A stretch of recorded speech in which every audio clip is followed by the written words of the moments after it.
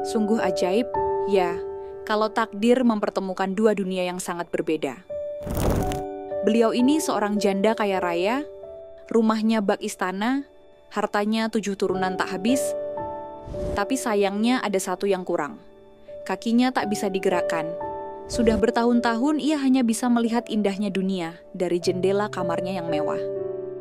Segala dokter spesialis, dari yang lokal sampai didatangkan dari luar negeri, sudah angkat tangan. Bu Lastri sudah pasrah, merasa hidupnya cuma menunggu waktu.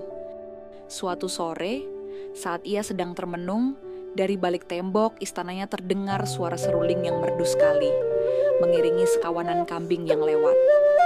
Siapa punya seruling itu?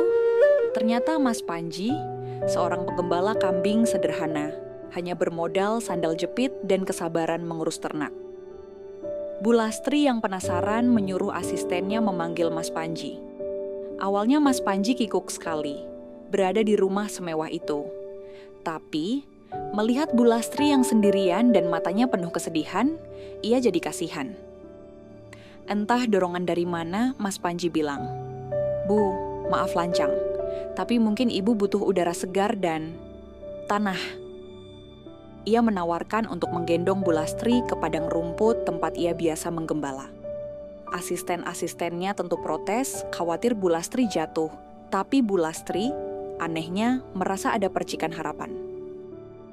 Setiap sore, Mas Panji dengan telaten menggendong Bu Lastri ke padang rumput. Ia mengajaknya bicara santai tentang kambing, tentang rumput, tentang langit sore yang indah.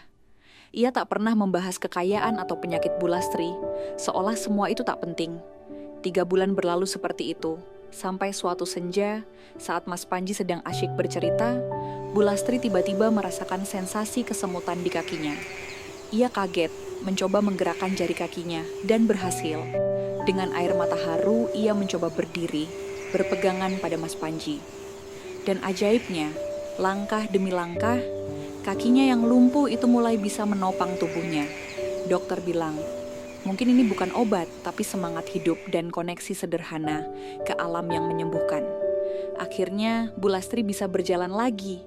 Ia memeluk Mas Panji sambil menangis bahagia, menawarkan harta yang tak terkira. Tapi Mas Panji menolak, katanya, kebahagiaan ibu sudah lebih dari cukup. Namun, takdir berkata lain.